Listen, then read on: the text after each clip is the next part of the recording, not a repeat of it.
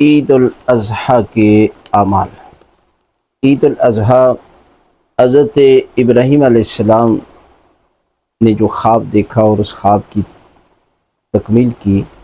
اور حضرت اسماعیل علیہ السلام کی قربانی اللہ کے راہ میں پیش کی، یہ واقعے کی یاد میں ہر سال عید الاضحیٰ منائی جاتی ہے، اور یہ مسلمانوں کی عید ہے، بڑا ہی بابرکت دن ہے، اور قربانی کی بڑی فضیلت بیان کی گئی ہے۔ لہذا اس دن کے کچھ اعمال ہیں، ان میں سے پہلا عمل ہے غسل کرنا، یعنی آپ غسل جب سورج نکلے تو قربتاً اللہ کی نیت سے غسل کر سکتے ہیں، اور طریقہ کار وہی ہے کہ سر اور گردن دائیں سائڈ اور بائیں سائڈ مکمل جیسے غسل بتایا جاتا ہے، اور اسی غسل کے ساتھ جو ہے وہ آپ نماز بھی پڑھ سکتے ہیں۔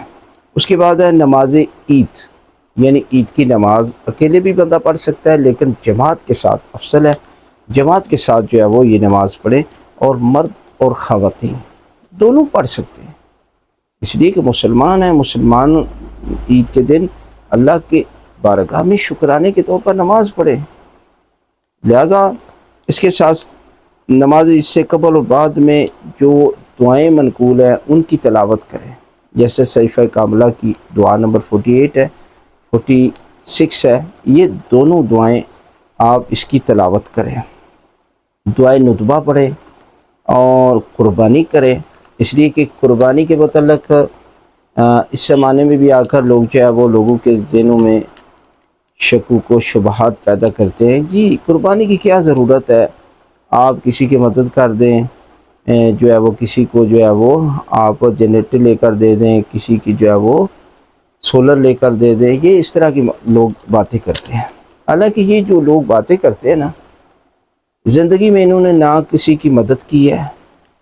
نہ انہوں نے زکوٰۃ دی ہے، نہ انہوں نے حج کرنے کی کوشش کی ہے، نہ انہوں نے خمس ہے، یعنی دنیا کا کوئی بھی کام، اور نہ انہوں نے قربانی کرنی ہے، انہوں نے صرف باتیں کرنی ہیں اور تنقید کرنی ہے، اور جو کر رہے ہیں ان پر جو ہے وہ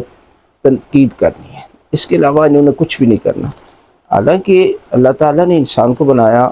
اور انسان کے لیے پورے کا پورا دین نازل ہوا، ہادی بھیجے اور ہدایت کے لیے، لہذا قربانی اللہ کی یاد ہے، اس واقعے کی یاد ہے، اور اللہ نے انسان کو بنایا اور اس کے لیے پورے احکام لاگو، لہذا قربانی کرنا سنت موقع ہے، اور اس میں انسان کا فائدہ ہے۔ اور آج دیکھیں لاکھوں انسان اسی جو ہے قربانی کے روزگار کے ساتھ جڑے ہوئے ہیں، مسلمانوں کے لیے جو ہے وہ بہترین روزگار بھی ہے، اور غریب لوگ جو ہے وہ گوشت بھی کھاتے ہیں۔ تو تکبیرات کہیں جی، جو تکبیرات ہوتی ہیں وہ آپ عید کے دنوں میں پڑھیں، تو یقیناً جو ہے وہ